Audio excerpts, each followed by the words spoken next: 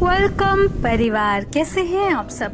Hopefully आप सब लोग अच्छे होंगे। तो आज के वीडियो की शुरुआत हो गई है और मैं आपको बताना चाहती हूँ कि आज का जो वीडियो है वो बहुत ही ज़्यादा डिफरेंट है बाकी वीडियो के मुकाबले।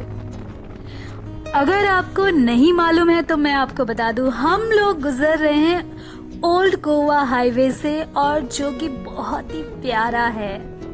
हम जा रहे हैं महाबलेश्वर से मुंबई की ओर और मैं ये वीडियो इसीलिए मैं बना रही हूँ क्योंकि मैं आपको बता सकूँ कि महाबलेश्वर के जो रास्ते हैं वो कितने ज़्यादा खूबसूरत हैं। जितना महाबलेश्वर खूबसूरत था उससे कहीं ज़्यादा महाबलेश्वर के रास्ते खूबसूरत हैं।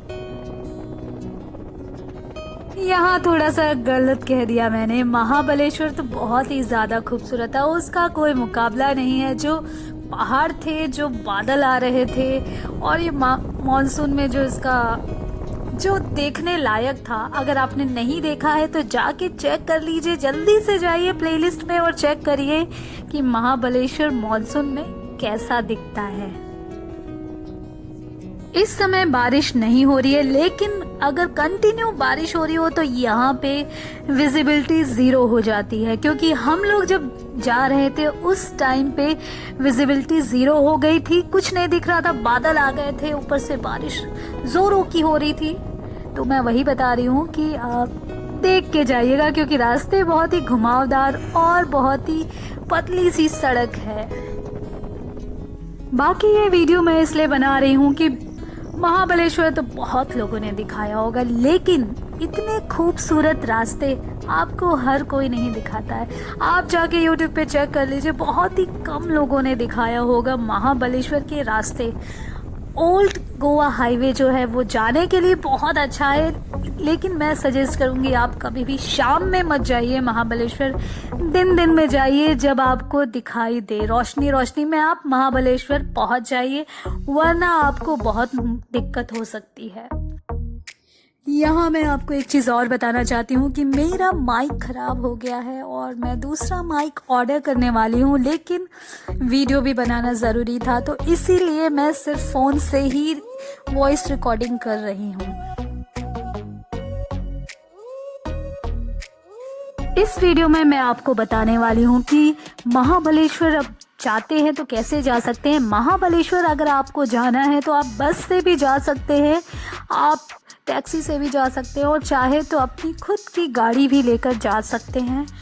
वो मुझे लगता है कि बेस्ट रहेगा कि अगर आप खुद की गाड़ी लेकर जाएं, क्योंकि अगर आप महाबलेश्वर पहुंचते हैं तो जितना भी आपको घूमना है आपको गाड़ी तो चाहिए रहेगी, वरना आपको वहाँ से टैक्सी हायर करनी पड़ेगी। इससे बेस्ट है कि अगर आप मुंबई के आसपास हैं तो अपनी गाड़ी से ही जाइए या फिर रेंट पे कार लेकर आप जा सकते हैं।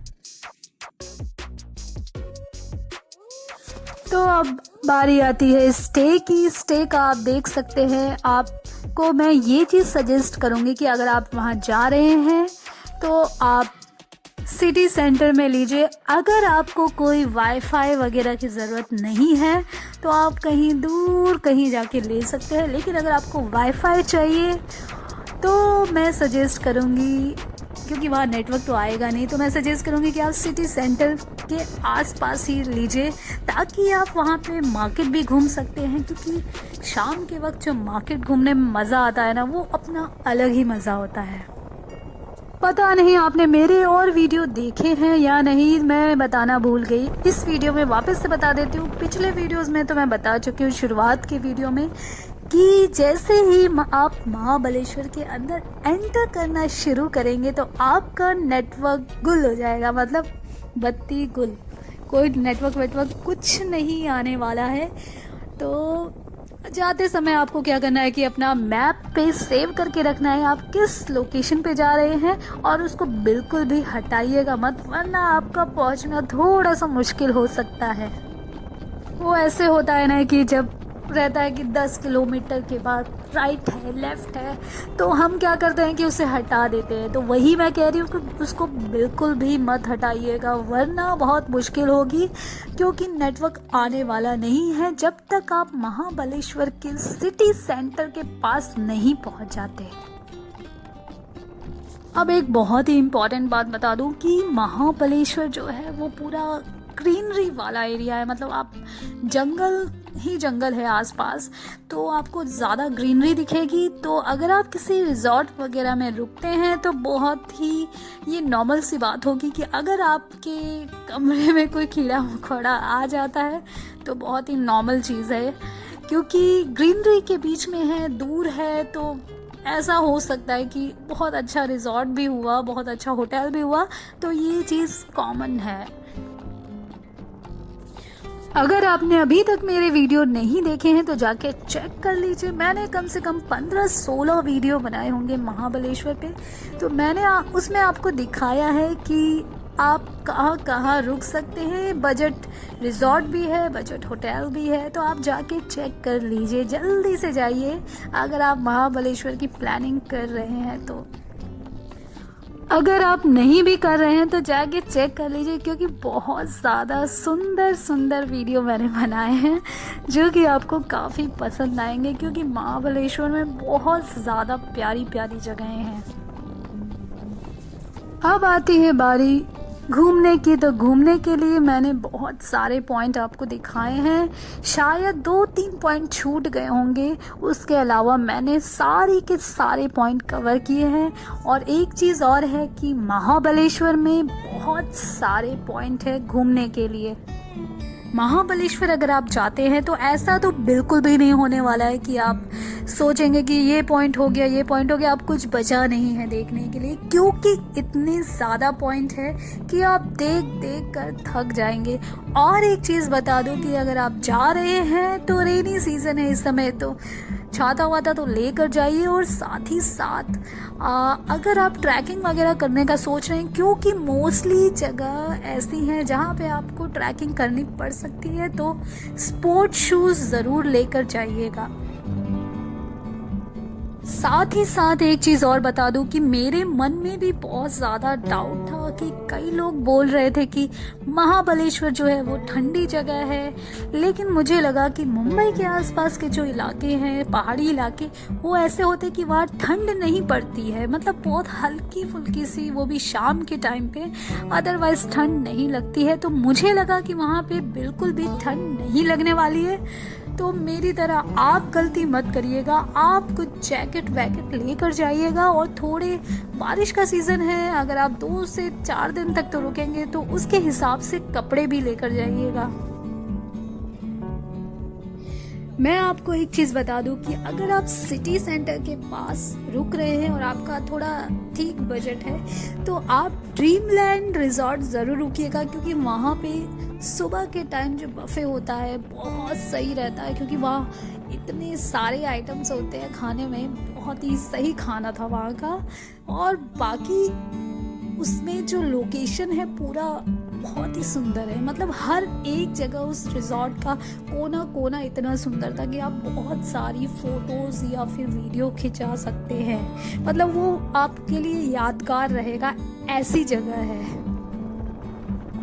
और आपको अगर कम से कम बजट और ज़्यादा से ज़्यादा बजट वाला चाहिए तो MTDC रिजॉर्ट बहुत प्यारा था। मतलब लोकेशन उसकी इतनी ज़्यादा प्यारी थी।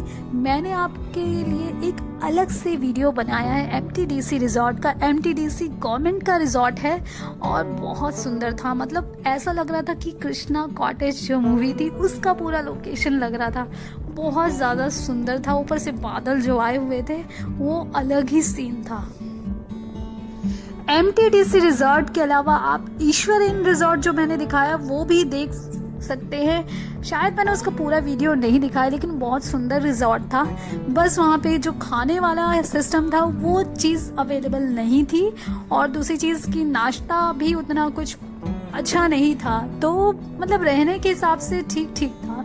आपको कम से कम बजट में भी वो मिल जाएगा और थोड़ा ज़्यादा बजट पे भी मिल जाएगा।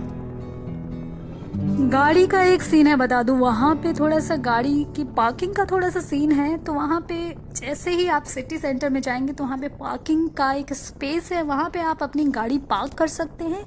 या फिर अगर आप कहीं आसपास के रिजॉर्ट या होटल में रुके हैं, वहाँ पे सिस्टम है तो अच्छी बात है। लेकिन अगर आप मार्केट में में बैठ के घूमना चाहते हैं तो वो आप बिल्कुल भी नहीं कर सकते। अगर आपको मार्केट घूमना है तो आपको पैदल पैदल ही जाना पड़ेगा। तो एक चीज़ और बता दूँ, बहुत सारे लोग जो मानसून में जाते हैं, मतलब मैं भी गई थी तो मुझे लगा था कि मैं जाके स्ट्रॉबेरी की फार्म्स देखूंगी, स्ट्रॉबेरी पिक करूंगी। लेकिन मैं आपको बता दूं, मानसून के सीज़न में आपको स्ट्रॉबेरी फार्म में नहीं दिखेगी, क्योंकि उस टाइम इसका सीज़न नहीं होता है। मैं भी गई थी देखने तो पता चला, मैप्रो गार्डन गए थे हम लोग, तो वहाँ पता चला कि सिर्फ फार्म मिलेंगे आपको, वहाँ पे स्ट्रॉबेरीज नहीं मिलेंगी फार्म में, क्योंकि सीज़न नहीं है इस समय। तो मैप्रो गार्डन अगर आप जाते हैं, मतलब ऐसे आप जा सकते हैं कि फ़ोटो वोटो खिंचाने के लिए, कुछ खाने पीने के लिए जा सकते हैं। वहाँ पे स्ट्रॉबेरी की आइसक्रीम फेमस है, उसके लिए जा सकते हैं। वहाँ पे स्ट्रॉबेरी से जितने भी आइटम बनते हैं, मैप्रो के जितने भी प्रोडक्ट है, वो सब मिल जाएंगे आपको एक ही जगह पर।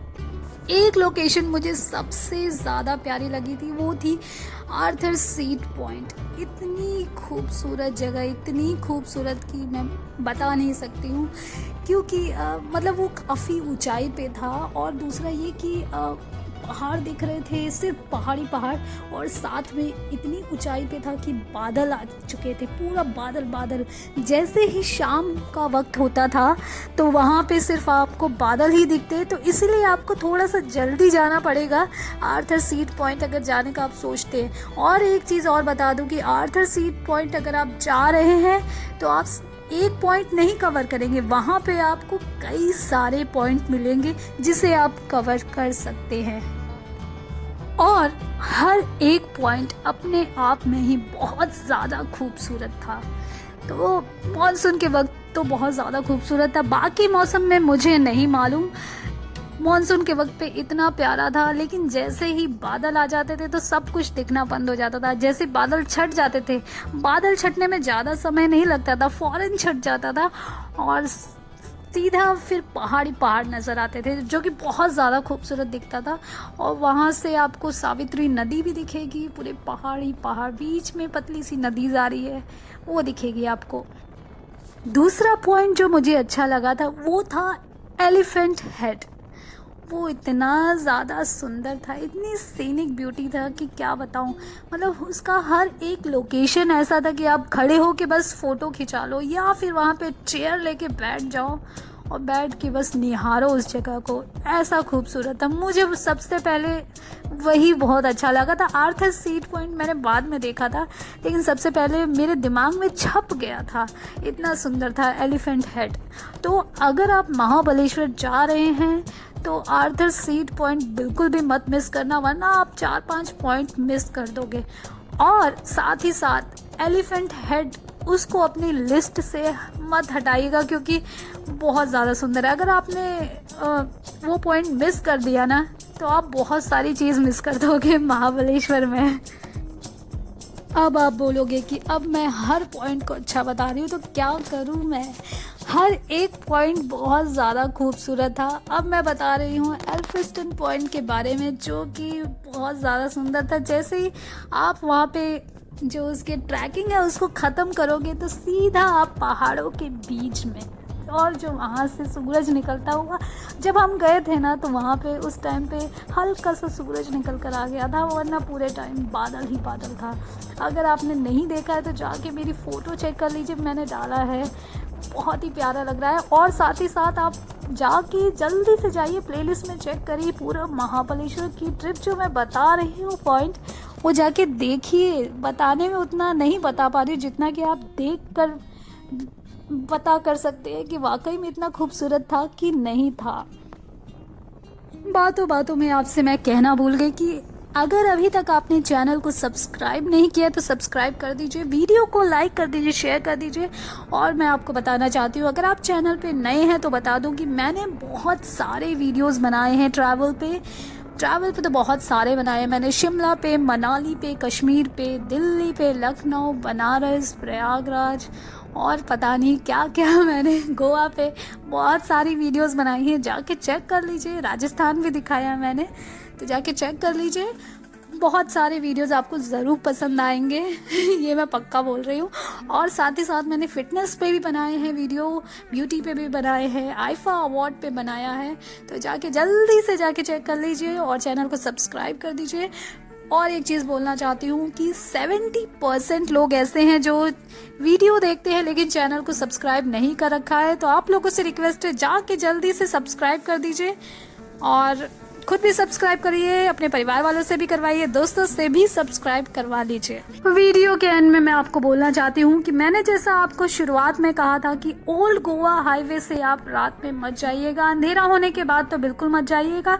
क्यों, मैं आपको बताती हूँ। क्योंकि हम लोग ओल्ड गोवा हाईवे से ही गए भी थे और वापस आए भी थे। जाते टाइम हम लोग दिन के समय गए थे, लेकिन लौटते टाइम हमें अंधेरा हो गया था, और अंधेरे की वजह से क्या हुआ था वो मैं आपको बताती हूँ कि बहुत सारी जगह पे जो ओल्ड गोवा हाईवे है वहाँ पे आपको स्ट्रीट लाइट नहीं मिलेगी, नीचे जो लाइट लगी रहती है वो नहीं मिलेगी, तो आप और बहुत सारी रोड ऐसी मिलेगी कि डाइवर्जन बहुत ज़्यादा मिलेगा और आपको 2 वे ज़्यादा मिलेगा, तो उसकी और रोड बहुत पतली पतली है, तो उस समय हो सकता है अगर आप अंधेरे के टाइम पे जाएंगे तो आपको प्रॉब्लम हो जाएगी। क्योंकि हमें तो प्रॉब्लम हो गई थी, क्योंकि अंधेरा था, ऊपर से लाइट नहीं थी, बारिश बहुत ज़ोरों की हो रही थी, इतनी ज़ोर बारिश हो रही थी कि कुछ रोड पे नहीं दिख रहा था। ऊपर से उस रोड पे ज़्यादा से ज़्यादा ट्रक जा रहे थे, बड़े बड़े ट्रक जा रहे थे, बड़ी बड़ी गाड़ियाँ जा रही थी, तो बहुत ज़्यादा रिस्की था। इसीलिए हमें लगा हम इसके बाद ना जैसे अंधेरा हुआ था उसके बाद मैंने वीडियो बनाना बंद कर दिया था और मेरा पूरा ध्यान मैप पर ही था। तो ये चीज़ ध्यान में रखिएगा। बस ये वीडियो यहीं पर एंड करते हैं, फिर मिलते हैं नेक्स्ट वीडियो में। Bye bye.